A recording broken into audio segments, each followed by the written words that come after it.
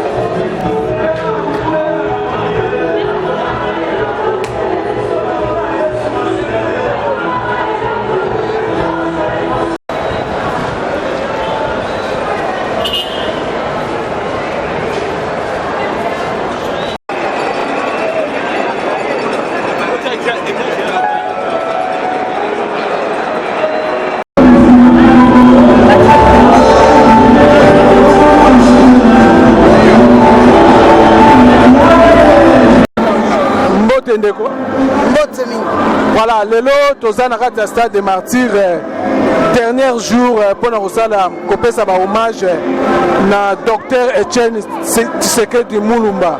Na ebité bato bazolanda yo partout dans le monde. Nini yo oretena soit otikali nango na komba ya Etienne Tshisekedi. Na kopesa bandeko baolanda nga mbote mingi akoyebisa bango ke nga naza molobeli ya jeunesse ya INC tokutani awa na kati ya stade ya martyr mpona to kokomemore komba to lite ya papa na biso Etienne Tshisekedi. Olobi nini tokoki koretenir ya malamu oyo papa asala lelo toza na esengo monene parce que papa na biso Etienne Tshisekedi abanda koloba phrase monene alobi biso nde toza bo le peuple d'abord na oyo abanda koloba banda kotia intérêt ya peuple liboso akombota Mobutu parce que Mobutu alingaka te baparti ebele ezala na mboka mais ye abanda kotenir kaka ke parti mosusu ebotama. Phrase monene bima na monoko ya Mobutu le président, le plus fort président d'Afrique centrale. Comprenez mon émotion. Et ça veut dire que Etienne Tshisekedi abandaki kolingaka ke parti za lebele lelo na RDC. Nous avons plus de 700 partis politiques. Multipartisme côté na mboka na biso ezali bitumba oya bundaki. Na ko retenir solo comme malamu et que papa Etienne Tshisekedi il a été opposant à Mobutu. Il a été aussi opposant à Kabila le père, na Kabila le fils. Parce que pour naïe, abana ko estimer que non, l'intérêt intérêt à peuple et ça là qui reconnaît, abana ko luka yango.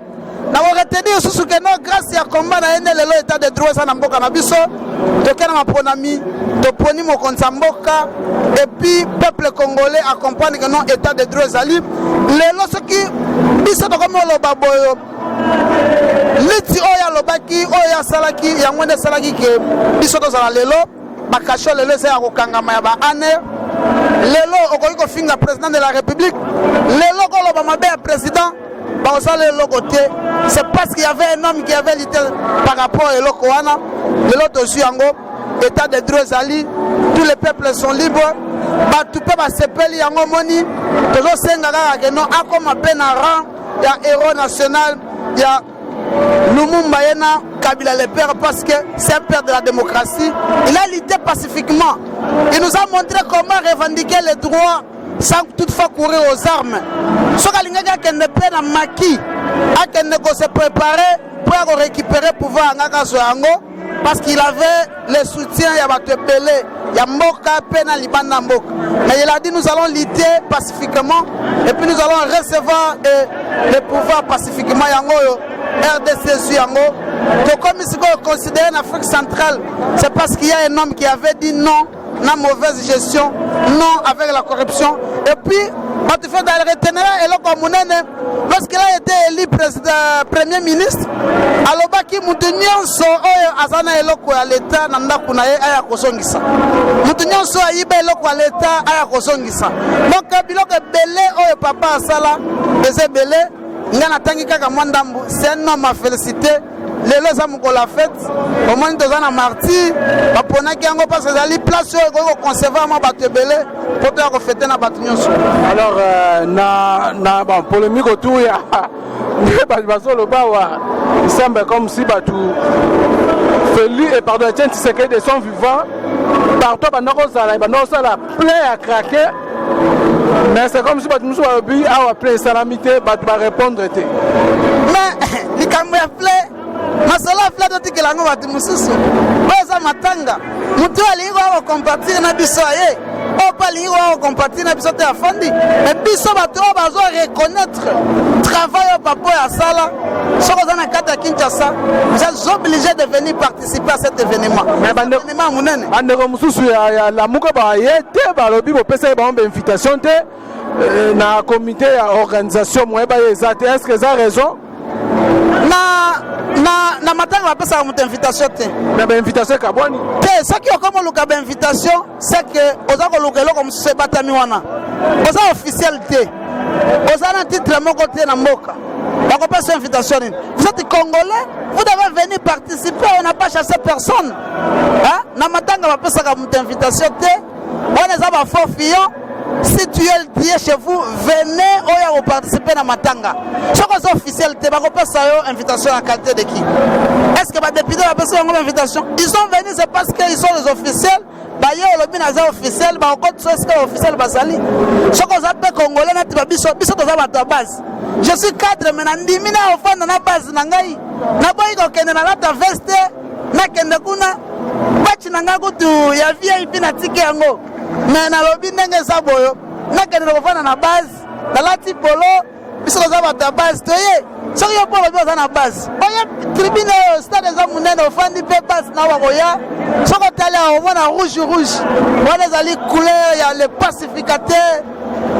Mais azo sala makambo donc biso ndo tozawa pe o compatir na papa invitation za faux débat biso za ba base ndimi ko na base to fandi na base to le la papa to sepela parce que biltumba oyo makambo to banda ko luka to si yango donc ce que va comme ko évoquer wa makambo ya invitation wale za faux débat etali ce que mama tango yete ça ko bimindoki.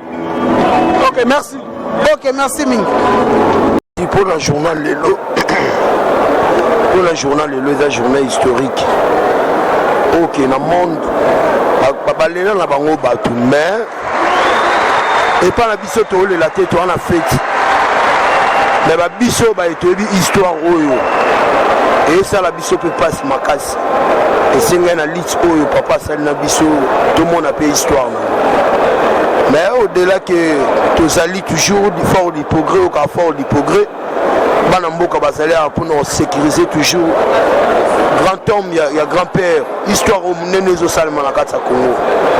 c'est-à-dire tondimaka te un jour que dei oyo ekoya mais le président Fati après si biso sous honneur peuple congolais qui reconnaître que tout le monde a su Etienne Tshisekedi baron des barons roi de la politique Afrique il est dans un historique mais nzela na ye ekozata na tâche te après si biso sous force sur bimisa leader na kati ya mboka oyo parti UDPS eza parti du peuple lelo mboka oyo sentiment baza nango bakanaka te un jour bakozala na sentiment oyo yango mo lelo tozawa mpona célébrer histoire monene oyo eza na kati ya mboka oyo papa journaliste yo ndoko oyeba histoire na ngai tala yantobe yeyo lelo tozokamwa toyebi te soki histoire ya boye kosalema su na Congo po toza na assurance nango te po eloko ya boye esalama nanu te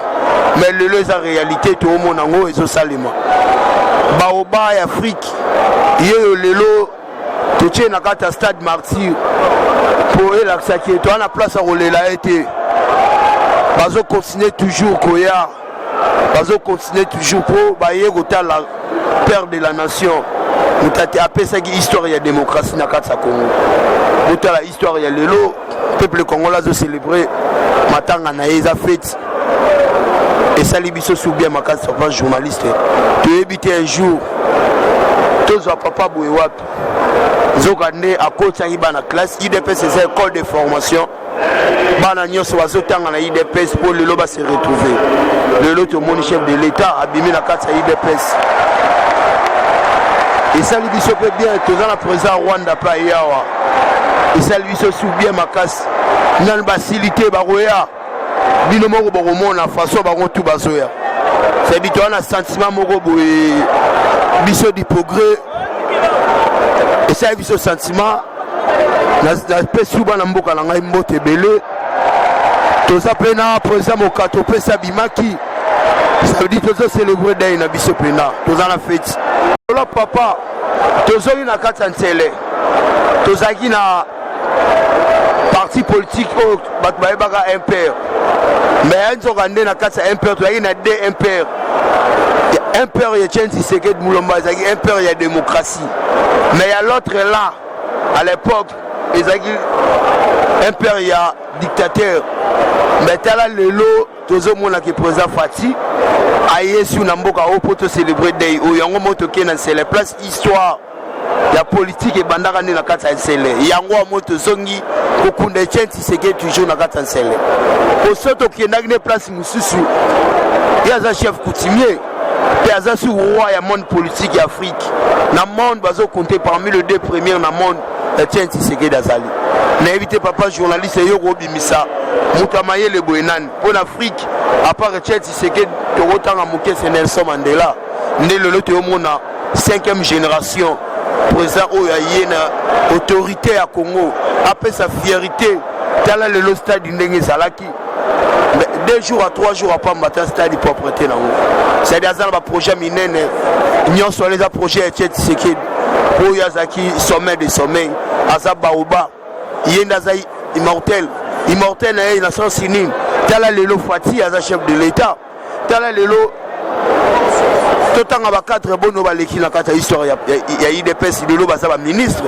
ba député ba bimilo na UDPS c'est des écoles formation pourquoi pas te lobby pe ngai oyo ntobe oyo gouvernement ya époque wana ya dictateur ba lukaki nga ba boma mais lelo tant que pays démocrate tu es célébrer papa tu es pensionnaire na papa ya ntobe yo nga place so ba ko bengo misé te tout le monde a ba pasteur ba kenaki ngoma na bango mangengenge mais pourquoi pas place wana et comme une place ya politique ya historique oza na posa histoire ya politique okiye yo que c'est une inspiration pour ça inspiration na kati ya tombo ya Etienne Tshisekedi mais ça dégage nesinga bonara na historique na kati ya palais ya tobe yo ala sabango ke lelo na kati ya kin na tamboli na façon balukela nga pour na UDPS mais lelo na zala nga innocent na chef de l'état na zoliana yeto zawa pour nous servir pouvoir na biso peut servir matanga na biso to ya mapayo ba ruta libanda to roza na tante ya Rolanda ro soki nani te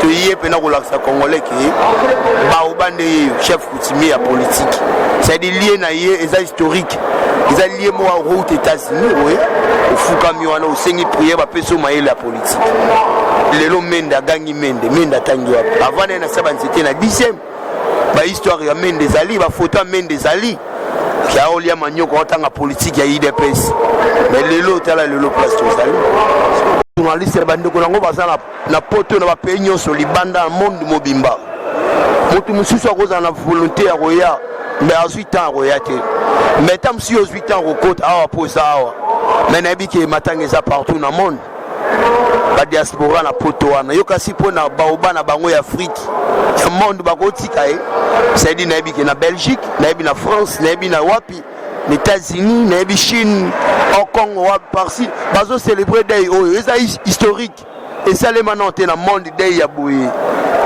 et ça là na noté c'est dit tu y pas histoire ya baoba moi na nyosa koti awa eza histoire na vie na ye et c'est ngate ke mutu nyosa mona histoire ya Chen Tshisekedi mais lelo tu y pour na mona histoire baoba pour bandima kité des ya matanga libanda bana poto baliaki pe par na bango ya ozwa spirituel ya papa parce que comme peu pour ya des progrès ba célébrer day na bango j'espère le bon mona un aéroport général Kasongo yo moko mona ki le musato senaye tozaki na colonel ya IHP ya la police mona musato senaye tozaki na bana mboka bana mura to serveur bon musala papa journaliste to tala bitanga oyo ah obino lela nan lobi na moni Mahamat Maman Zala Makambo Maman Zole la charge au papa tike lié pour y être au Bengenin alors Maman Maria Maman grandeur ya Maman à Maman Maria so coûté naie ça dit tous arabéni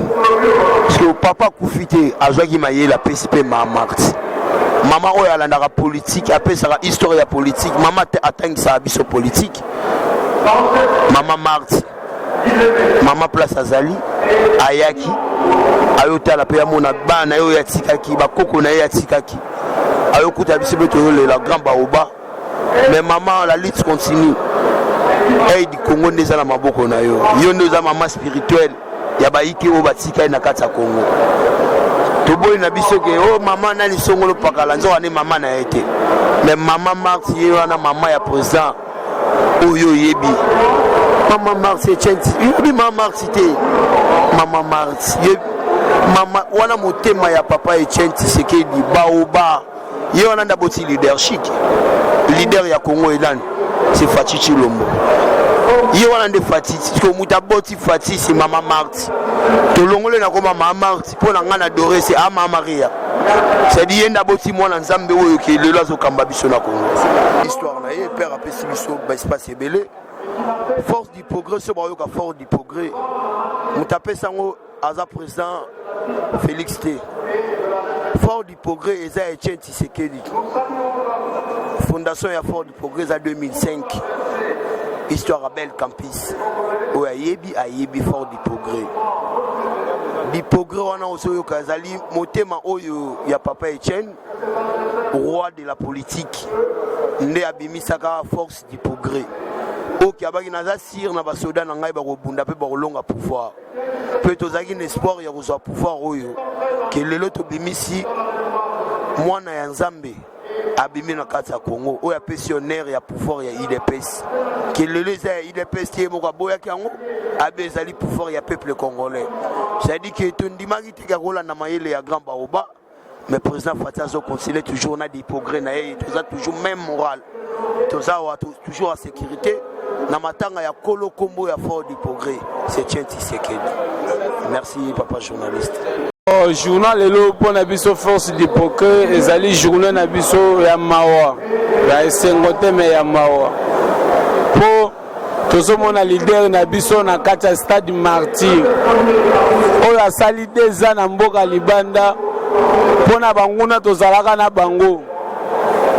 Yango biso force du progrès toboyaka bayamba papa na biso na maboko ya banguna tozo pouvoir na biso to yamba na esengo to kunde na honneur na ye ne yango biso force du progrès to lobi bo bino bawo baza na poto bolanda ba distraction te Congo zo bonga eza na kati ya kobonga misele zo salama to ezui démarche Congo ezui makolo etelemaki ezui makolo ntango tozoloba awa eza na kati ya kotambola makambo tu ebele echange mosusu toa na kati ya kobunda nango mpo echange bino moko bozomona image ya stade martyr faso ezalaki na faso ekomeli do ya koloba eza te nakopesa bino message boconsidere comme journaliste na biso oyo tobunda na ye banda lit tosali na ye bambula ebele na kati ya lit ya idps na biso force du progrès ye nde moto azwaka image na biso bokonsideraka ye bosoutenaka ye na misala na ye topesi bino mbote ebele merci Sikokunda Lukanga elendi na kwa bisa yo plan autocotia en place pour triomvirer avec des pèses badamusas lelo na ko makambo na te lelo to ko mi incliné to boy conflit to boy ko makambo de pèses lelo c'est honorer le grand esprit Mouchikishi Mujenza Mujani les grands esprits qui se transforment en d'autres esprits Tshisekedi wa Mulumba le grand Mahatma au-delà de Gandhi au-delà de Nelson Mandela au-delà de Kwame Nkrumah au-delà de Thomas Sankara, parce que tu sais qu'il y a un parcours riche en couleurs, un parcours de 3 décennies, plus de combats, 38 ans de combats, c'est pas pour rien. C'était pour que ce peuple aujourd'hui puisse avoir le droit de dire Monsieur Kabila, tu dois partir, Monsieur Mobutu, tu dois partir. Sans que Tshisekedi nous ait envoyé, mais nous avait déjà piqué ce qu'on appelle la dose unique du tshisekedisme, qui signifiait quoi en soi? Qui signifiait le lavage des cerveaux. Parce que beaucoup d'entre nous sont nés dans le moboutisme. Étant nés dans le moboutisme, c'était de l'escroquerie, c'était la violation des textes, c'était les évasions fiscales, c'était le coulage, c'était le détournement. Mais Tshisekedi, quand il vous pique la piqûre du tshisekedisme, donc ce qui signifie que vous êtes déjà lavé en termes cérébraux, vous devenez un nouveau type d'homme. Un nouveau type d'homme, c'est celui qui change, qui abandonne le vol, qui abandonne le bastonnage, qui abandonne la violation des droits de l'homme, qui abandonne les arrestations arbitraires, qui abandonne aussi les violations des textes, qui se conforme au texte pour devenir un tshisekediste. Quand on viole les textes, on n'est pas tshisekediste, mais on est un kabiliste ou alors un moboutiste. Ayant été piqué par la grande piqûre du tshisekedisme, je défendrai tout ce qui sera juste aux yeux de Dieu et aux yeux des tshisekedistes et des tshisekedistes lui-même. Parce qu'aujourd'hui, si vous le réveillez, vous lui posez la question, maître, est-ce que Sylvain Mutombo est dans ton côté positif, ou il est kabiliste, ou il est un traître, il te dira, mon enfant est là, suivez-le. Comme nous, dans le scoutisme, on appelle le grand Manitou. Tshisekedi pour nous, scout, il est un grand Manitou, le sorcier de la reine animale, les sorciers des grandes forêts. Les grandes forêts, vous les dites, c'est ça Tshisekedi au monde. Pour ceux qui doutent encore de lui, oh, il n'est pas héros, il n'est pas ceci, nous leur disons de retourner au bon sens. Qui n'haïsse pas, c'est lui qui a fait du Congo. Avez-vous déjà vu un Congolais qui est mort en train d'être enterré pareil? Depuis l'histoire de vos grands-pères, vos cousins, vos cousines, vos aïeux, dites-moi dans vos familles, avez-vous déjà enterré quelqu'un au pays ici depuis 1960 comme Tshisekedi? Lumumba, vous ne l'avez pas enterré. C'était un grand esprit. On lui avait fait ce qu'on a fait. Je venais de lire tout à l'heure. Mais voici, avec vous, le grand esprit en train de s'enterrer lui-même. Il a organisé lui-même son deuil. Après 2 ans, il a décidé de venir rentrer dans son pays. Et pourtant, on avait empêché que le corps revienne avant les élections. Et pourtant, on avait empêché qu'il soit enterré par les hommes ordinaires.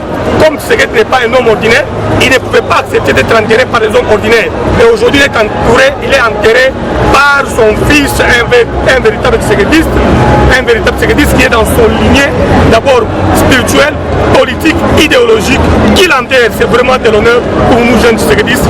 Et nous retenons aussi quelque chose de très principal, très capital, la problématique de garder une lignée conceptuelle dans les convictions qu'on doit croire. Ce que Boy et Loco et pas Tshisekedi, Boy et Yango. Ce que le monde qui est Loco exam à Boy et Yango. Ce qui est là, on dit, lobby au Boy, le plus on dit, lobby au Boy. Donc, aux actes tshisekedistes, Tshisekedi a Boy et Loco, 10 ans après, vous pouvez raison. Nebitumao, puis sur le monde au Bunda, si vous pouvez raison, lobby, là où est Italie, au Canada. kolakisa penza que bana Congo bana Kinshasa particulièrement balingaki papa wana façon au mobilisation et salami façon au bandeko ebele bazali kolakisa bolingo na bango ngai personnellement eza kolekela ngai lobi tango ebimbe basalaki ba heure ebele kolongwa aéroport ti na siège à partir ti bake na mort ba heure ebele batu bazalaki debout ti très tard la nuit ndenge makambo eza koleka ngai eza ko impressionné nga ezali effectivement signe que moto wana azalaki moto batu balingaki mingi et puis azalaki n'importe qui te aza moto oyo apesi biso ba enseignement ebele oyo ezotikala seko na seko voilà wana l'acception makambo ebele wana toyebi yango l'acception makambo ebele ezali constance azali intransigeant azalaki na franc parler azalaki na détermination mais loko makasi onga na retenir pa na ye ezali tango alobi na biso prenez-vous en charge donc banda kala ye déjà zako préparer biso apesi biso ba équipement ote tango ya rozala te tozala na makoki ya biso moko totambwisa masolo donc eloko nga na retenant makasi epane yango wana parce que eloko wana prenez-vous en charge nga na komisa yango philosophie politique ya ngai na bandeko ebele yango nde tozotambola nango toza ko se prendre en charge de manière à ce que biso tozolaka susu te ke politique azo ba décision mabe likolo na biso tozolaka susu te ke to subir makambo ya mabe ya politique biso to se prendre en charge de la kisi tozali kolandela yango en fonction ya mibeko mais tozali pe ko se former mpona désormais biso moko tozala na ba solution na maboko na biso to ba ndenge ya kotiango na misala et puis to ba ndenge ya korevendiquer yango kota ezali facile te ngai na sina perda papa ya ngai nalobaka ke ndenge papa etienne akei boye ngai naza komoni neti papa na ngai vraiment namoni neti nazokunda papa mbala mibale ezali pasi makasi na motema wana ebani ezali bandeko toyebi ezali pasi makasi mais eloko toza kopesa bango comme conseil to recommandation ezali bazala na courage bayeba ke bato ebele bakomi kotayela bango particulièrement président Fachi bato ebele bakomi kotayela ye lelo destiné ya mboka Congo ezali na maboko na ye il ne faudrait pas que situation oyo affaiblir ye mais situation oyo epesa ye penda makoki ya que à réaliser rêve oyo papa nazalaki nango en tout cas toza kosoutenir bango na maso ambiance oyo namoni ezali na valeur ya mutu oyo toyekolela lelo. Je me rappelle que tango papa Koufi na Belgique ngana azalaki na Allemagne se déplaçaki ti makambo ezosalema na kati ya Belgique na participaki oyo ntango balobaki ke or ifale ezonga awa torandaki hommage na Belgique na Bruxelles esimbaki te nafutaki déjà billet 2 fois ntango toyebaki ke kor ezoya awa ebembeye kokuta ngai awa eloko na koko loba ezali kobanda lobi depuis tant tozwaki information qu'il y avait un problème logistique et tout ça qui motema mingi tozwaki na kobanga ke esalema te et Dieu merci lobi akomaki je pense vers 18h30 omonaki ndenge bato base déployaki na nzela mobimba hommage oyo tokorendre ye eza la hauteur ya papa oyo atiki biso ye aza pe papa na nga parce que papa Nanga Koufa, il était aussi un grand politicien, mais il nous a appris le tshisekedisme. Nakolo bakengai naza tshisekedjolo. Tunyo sobauti kasai baebi kombo ya Crispin Kabena Sambou. Il est parmi batu batambola ba sala ba projet pour la indépendance à Congo. Nazo tenir na moment ya ko rendre peu hommage. Azalaki mokote que ce soit le Ngalula Pandangila, que ce soit le Matanda. Mon père était parmi bango. Je me rappelle, papa Zwanga une fois, Tokendati, il faisait là-bas 84-85, dans Bazongisaki, héros national, la Bissona Kabaya Kamonga, Tokendeki, Tovandaka, Tosolaka Naye, à travers Mamawana, et Zanetti Papa, on a Botaka Nakatinanga. Je parle bien de Papa Tshisekedi. Depuis tout le temps, Natigala Kolibéré était dans l'Anda, Bamate Naye, Tilelo, Koya rendre hommage, Ponangeza Mawate. C'est ça pour moi. C'est ça célébration pour notre tata. Auti koloba wa nanga mutozolo balelo tozali na koloba to suka oyo papa Tshisekedi avanda kana bango apesi mateya. C'est na Bruxelles tozona mouvement moko bazo benga prenez-nous en charge. Papa Lobaki, prenez-vous en charge, nous sommes Loba, prenez-nous en charge. C'est un mouvement de masse où rassemble qui presque la diaspora Mobimba. À Lobaka Nabiso Makambumoko que je retiens, que je vais citer maintenant. À Lobaka d'abord, il faut tous à la unis, il faut tous à la discipliner, il faut tous résister à la corruption.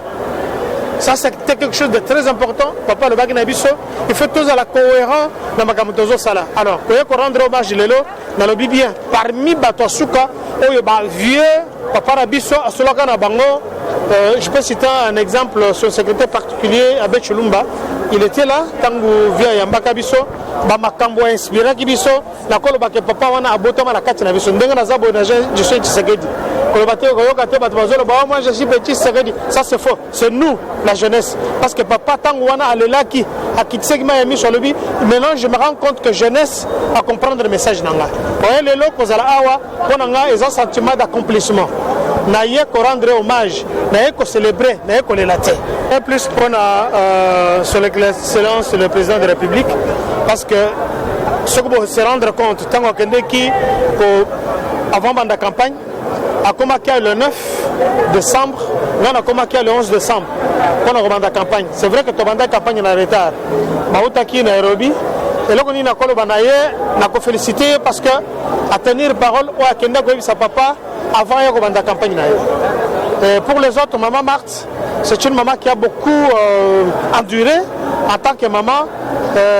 Le fait que nous sommes pas originaires à Kasaï, dans Kasaï Kuna, ceux qui papa Koufi avant là la Nambé Tunayo, il faut pas qu'on aille. Mais ça fait 2 ans que maman a souffert.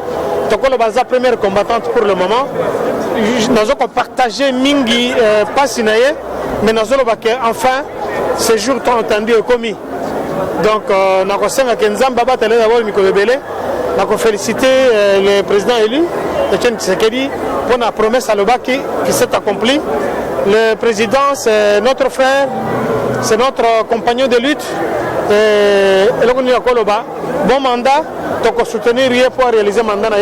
Ma promesse, c'est que le peuple congolais, donc assister à un moment où nous sommes dans l'hiver, donc soutenir. Botendeko. Oui, tu as une réaction dans les derniers jours, il y a un hommage. Il y a Kondo Etienne Tshisekedi wa Mulumba, docteur. Alors on a habité yo au retenant nini na combat na ya Etienne Tshisekedi wa Mulumba. Oh moi la retenant na combat Etienne Tshisekedi wa Mulumba zali sa façon pour amener la lutte non violence. Il a dit à son temps que IDPS a reçu un pouvoir dans Mboka Oyo. Et ça c'est Robert Date, à tel moment Robert Date c'est ce qui est fait. Et Etienne Tshisekedi wa Mulumba, en dehors d'être prophète politique, c'est un héros national. Oyo, Namboka, Badurwa, Bango Basonga, après un siècle. Donc, les gens qui ont monnaie, autres qui commémorer, pour célébrer, pardon, héros national. Parce qu'un héros, il a été célébré. Nous avons célébré Tshisekedi de Mulumba. Pour avoir comme grand esprit. L'esprit est Pessabiso, Bilenge, Makasi. Oui, il y a la politique, la lutte, non violence. Il y a la politique, il y a résister passe. Il y a non passe, il y a corruption même. Il y a résister. Il y a Matikel Bisso, Lelo, enseignement d'ailleurs. Il y a résistance pacifique. Il résister même face à la corruption. Et puis, sa lutte continuera. Tshisekedi est mort, mais le Tshisekedisme reste. Le Tshisekedisme, c'est un état d'esprit. C'est une doctrine qui restera en nous jusqu'à la fin de ce monde. L'esprit Tshisekedi continuera à régner sur le sang des politiciens, des jeunes politiciens. Voilà, alors par rapport à, nous avons constaté l'absence de la coalition de la Mouka. Yozomo na ndenge nini bango ba sengaki que non ba ya na invitation, bien que comme ça non c'est une invitation, mais il y a eu quelques têtes où ba se présenter. Non, il y a des discussions makasi pour na mandanga ba été pour cette invitation. On va dire que ma père Fayoul s'est dit le fils politique Etienne Tshisekedi, mais c'est anormal que pour se dire qu'il y a un fils politique, katana ya politique à Zanase à mon anité. Après on a dit ça nous avons la culture lorsqu'il y a un cas de décès. Nous sommes en divergence, nous sommes en train de faire des choses pour tirer à côté. Donc, nous avons après, on peut revenir. Mais comme on a fait une quantité de mécanicien, on peut y aller à stade de Marty. Les années pendant 1000 les lots au moins bien. On va aller à Koufa, on va aller à encadrer, on va la politique, on va mener la lutte. non violence oyo ye azokontinue na komene ezali mpenza likambo malonga te bandeko ya coalition lamuka ndenge baboyi koya échange mpe loko te balider na bango maleyere eyai quelque tete ya bamembre ya lamuka bazalaki le coordonnateur na bango Moïse Katumbi avec celui qui représente qui engage même la structure tomonaki bandeko mosusu à titre individuel j'apprécie même bandeko na biso médecin j'ai vu le banderole ya ndeko Mozimozi namoni bandeko ebele bazorendre hommage ya poni oyo Tio Tshisekedi Moïse oyo azali bongo esprit supérieur tokolemba te komba na ye tokokontinue yango ti na suka komba ya résistance tokolemba te. Voilà, merci beaucoup ndeko